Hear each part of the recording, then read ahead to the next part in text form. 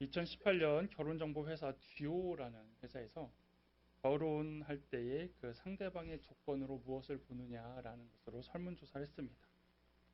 열흘간 진행됐고 미혼 남녀 407명이 참여했는데 결혼 조건으로 가장 중요한 것, 그것으로 가치관이라고 20%가 답을 했습니다. 남녀가 결혼하기 위해 중요한 것들, 재물이 될 수도 있고 또 비전이 될 수도 있고 어떤 관계일 수도 있는데 그 중에 이 가치관이라는 것은 그만큼 우리에게도 매우 중요한 요소입니다. 왜냐하면 가치관이 다르면 서로 살면서도 그 방향을 바라보는 것이 다르기 때문에 맨날 그것 때문에 싸우고 또 그것 자체가 어쩔 때는 비극이 되기 때문입니다. 가치관이 맞지 않으면 어떻습니까? 서로 자신의 생각이 맞다고 따지게 되고 그리고 이제 나한테 맞추라고 싸우게 되고 또 계속 타협하는 그런 인생을 살아보다 보니 부부로서 살아갈 때에 이 가치관이 맞지 않는다는 것은 참 어려운 일입니다. 고 오카는 목사님께서는 사랑할 상대와 사랑하지 말아야 할 상대를 반드시 가려야 한다고 합니다. 그 이유는 결혼 상대가 하나이기에 사랑도 하나여야 한다는 이유입니다. 그래서 아무에게나 마음을 열고 사랑을 해도 안 되고 또한 사랑한다고 말해서는 안 되며 사랑이라는 단어를 사용할 때는 까다롭게 따져야 한다고 말하셨습니다. 성경에서도 지혜의 왕으로 불렸던 솔로몬은 왕후가 70명, 첩이 300명이었습니다. 그런데 그가 진심으로 사랑하여 마음을 연 여자는 오직 한 명, 애구방 바로의 딸뿐이었습니다. 사람의 가진 마음이 하나이기 때문에 그 마음을 여기저기로 분산시키는 것이 불가능하다는 것이죠. 그래서 배우자를 선택할 때도 우리가 신중하게 해야 하며 올바른 선택을 위해서는 진실한 마음을 나눌 때 현실적인 사랑에 대하여 말하는 부분입니다.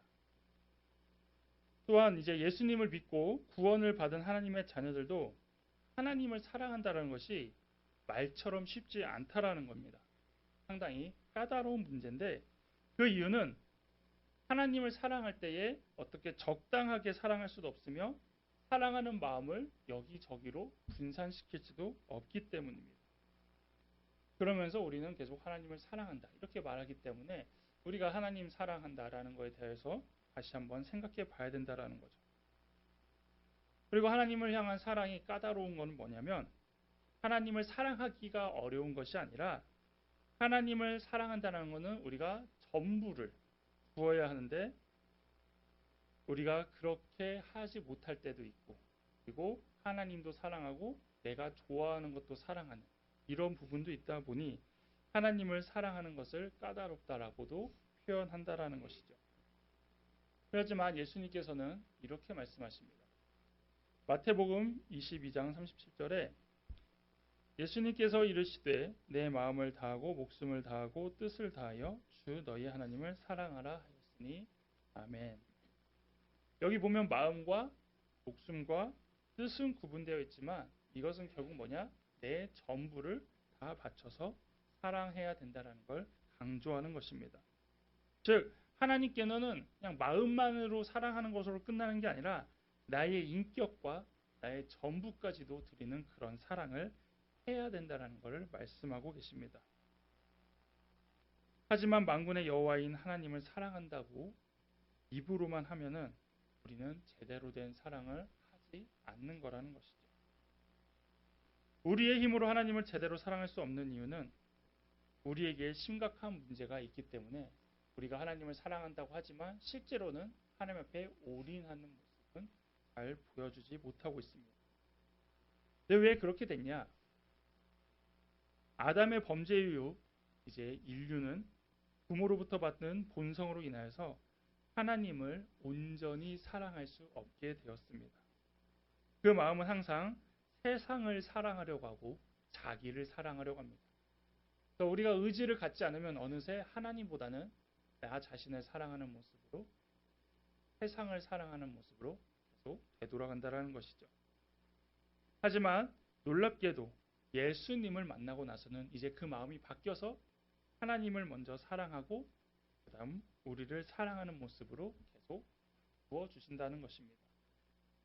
그래서 새 영, 새 마음을 우리에게 부어주심으로 새롭게 갈망하고 새로운 사랑을 할 수 있도록 예수님께서는 우리에게 새 마음을 준비해 주셨다는 것이죠. 그래서 이제 우리에게 하나님을 사랑할 수 있는 마음이 생긴 것이고 우리도 하나님을 사랑할 수 있게 된 것입니다. 그럼에도 불구하고 이제 문제가 무엇이냐? 하나님을 사랑하는 마음이 생겼다고 해서 예전의 그 마음이 완전히 사라진 건 아닙니다. 이 때문에 여전히 우리는 하나님을 사랑한다고 하지만 한편으로는 세상적인 것을 바라볼 때가 있고 한편으로는 또 나 스스로를 사랑하는 모습이 여전히 있다라는 것입니다. 그래서 우리 내면에는 항상 하나님을 사랑하려는 마음과 그리고 여전히 세상을 사랑하고 싶어하는 이 마음이 서로 갈등을 일으키며 싸움을 벌이고 있습니다. 또한 하나님을 사랑하는 이 마음이 커갈수록 우리의 모든 것을 세상으로 향하게 하는 무서운 유혹들도 우리에게 들어오고 있다는 것이죠.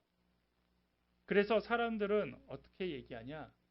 하나님도 사랑하고 세상도 사랑한다라는 이런 이상한 논조를 펴면서 우리 마음에 계속 이 두 마음을 가지고 어디에 마음을 놓아야 될지 갈팡질팡할 때가 많이 있다라는 것입니다.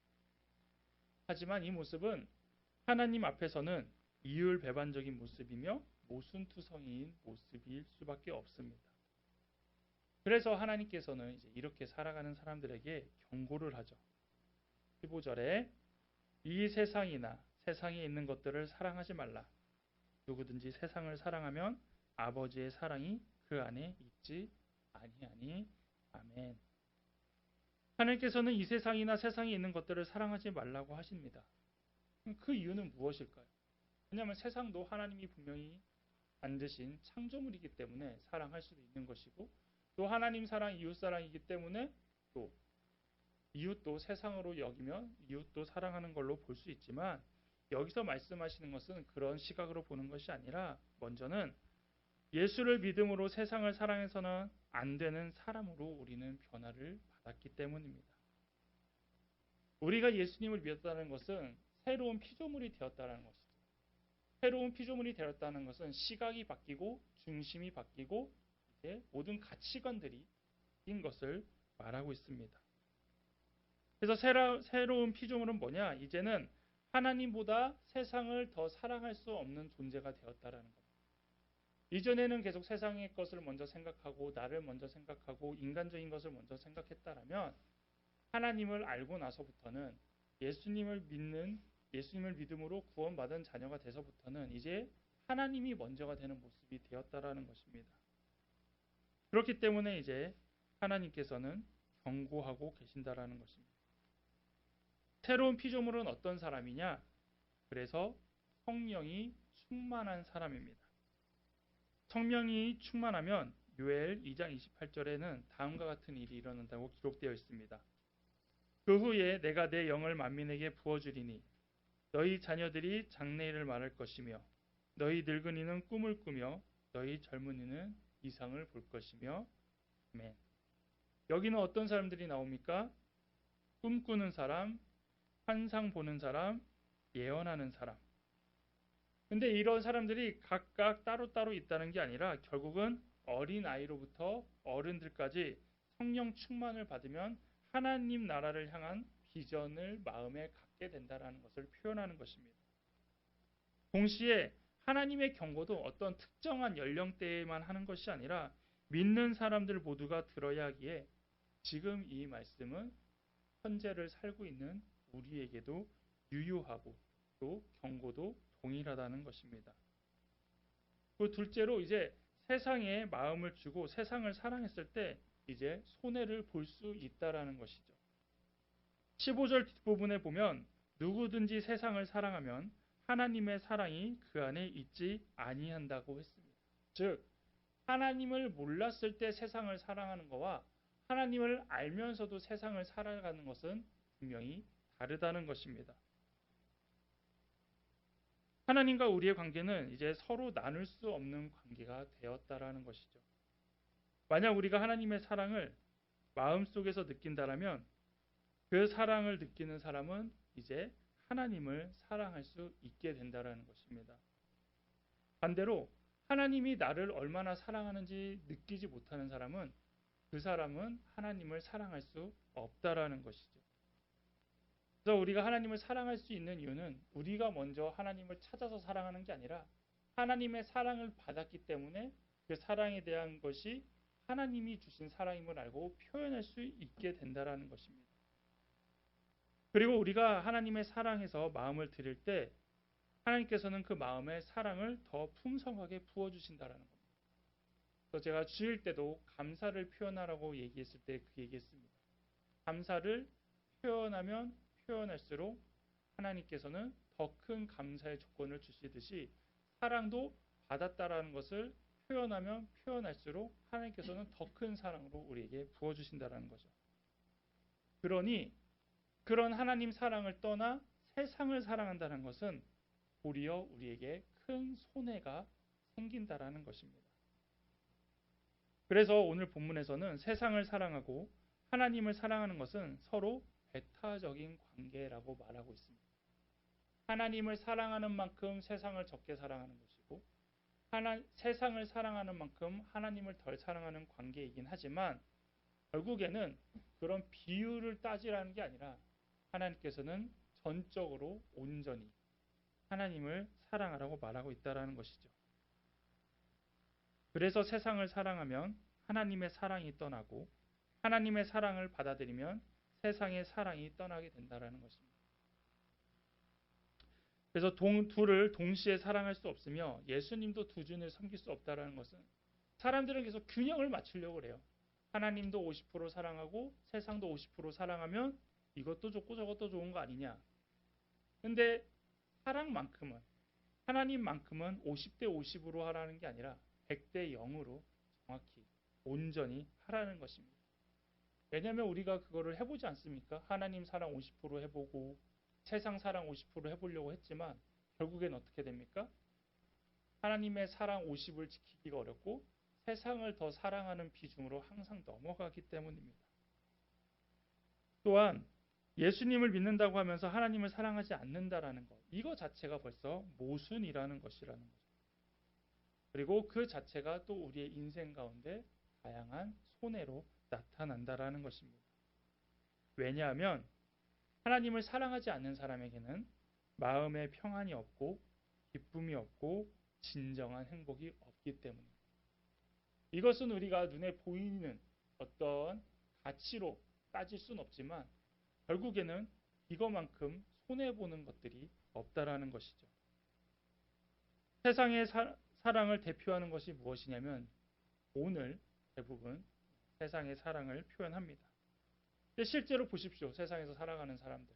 이 돈을 가지고 얼마나 큰 어려움을 겪고 있습니다. 이것이 기쁨을 주고 즐거움을 주고 이것으로 만족을 얻으려고 사람들은 열심히 노력을 하지만 그 시간을 투자한 만큼 결국 나에게 돌아오는 것은 만족과 기쁨보다는 도리어 아픔과 고통과 걱정과 근심이 더 많다라는 것이죠. 또한 권위를 위하여 살아가다가도 어려움을 겪는 사람들이 있습니다. 비리가 있고 여러 가지 부정부패가 있는 이유가 무엇입니까? 그 자리를 지키려고 하고 그 권위를 지키려고 하다가 나중에 잘못되면 그걸로 인해서 무너져 내리지 않습니다. 또 이뿐만 아니라 부모와의 문제, 자녀와의 문제, 친구와의 문제 이런 것들도 다 보면은 나중에는 책임질 수 없어서 안 좋은 선택을 한다라는 겁니다. 그러니까 세상을 사랑한다는 게 바로 이런 것들이거든요.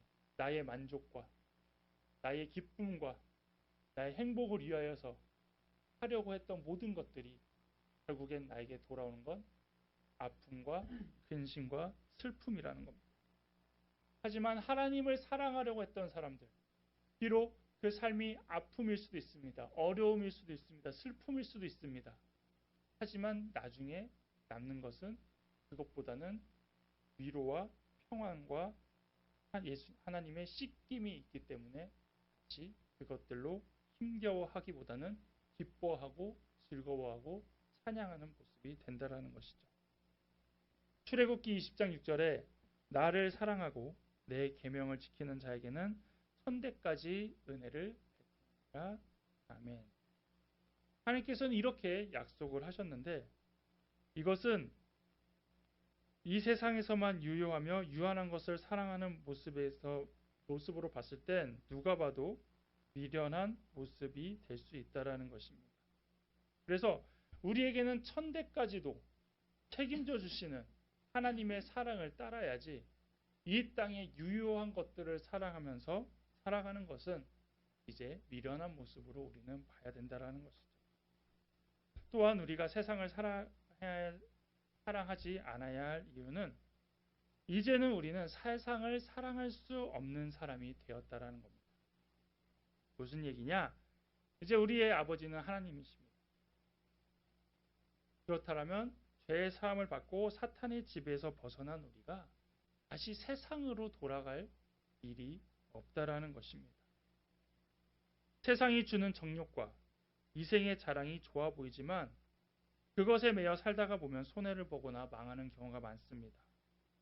또한 세상을 사랑하면 하나님의 뜻을 온전히 행하지 못하게 된다는 것은 이미 이제 우리는 알게 되었다라는 것이죠.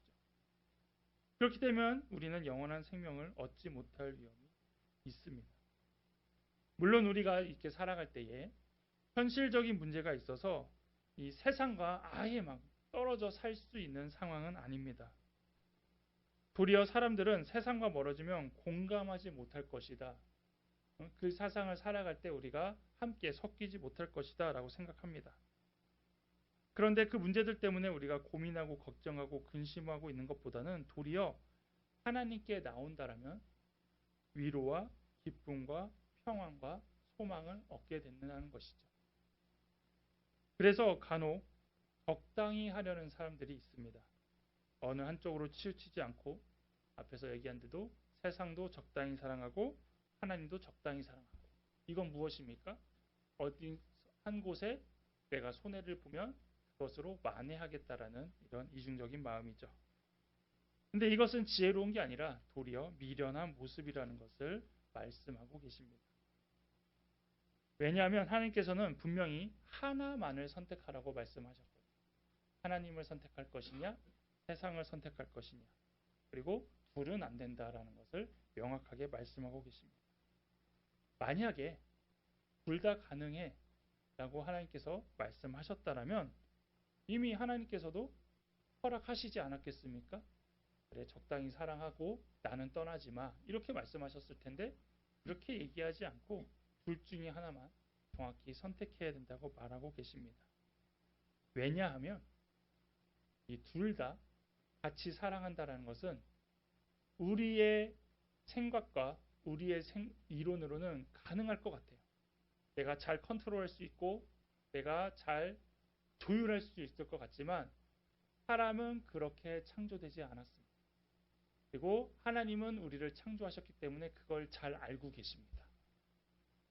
그래서 하나님께서는 그렇기 때문에 오직 나를 택해라. 하나님을 사랑하는 것을 택해라고 말하고 계십니다.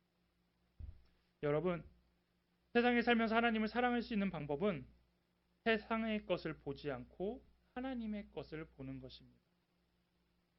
아침에 일어나 핸드폰을 만지작거리거나 뉴스 같은 세상적인 소식을 먼저 듣기보다는 하나님이 만드신 아침의 공기를 느끼고 햇빛을 느끼고 바람을 느끼고 빗소리를 느끼며 하나님의 것을 먼저 찾아보십시오. 그러면서 새로운 날을 주심에 감사하고 건강 주심을 감사하며 하나하나 감사한 것들을 찾게 될 때 하나님의 사랑을 그것을 통해서 경험할 수 있게 됩니다. 그리고 사람은 그것을 통해 또 그날 하루에 있을 즐거움과 기쁨을 찾고 기대하게 됩니다. 그런데 또 이것이 매일매일 그렇지 않습니다. 또 우리의 컨디션에 따라서 상황에 따라서 그렇게 또 있지만 대부분 사람들은 어떻습니까? 그날 하루 일어나면 어떻게 보내야 될지 걱정과 근심과 시기와 고민 또 좋은 일이 있더라도 또 한편으로 또 걱정이 되는 이런 모습이 되고 있다라는 것이죠. 세상 사람들은 뉴스를 통해 새로운 소식을 언제나 듣기 원하지만 우리는 복된 소식을 보고 들어야 되는 것입니다. 그래서 이제는 세상을 보는 눈보다 하나님을 찾기 위한 눈으로 살아가셔야 합니다. 그리고 이것이 바로 하나님을 사랑하는 모습입니다. 그동안 우리가 세상을 사랑하는 모습, 세상을 바라보는 모습에 열심을 냈다면 이제는 하나님을 사랑하기 위하여서 하나님을 찾기에 열심을 내야 합니다. 그래서 더 이상 이 사랑하는 부분에 대하여 양다리를 걸치지 않고 온전히 하나님만을 사랑하며 결단하는 여러분 되시기를 바라겠습니다.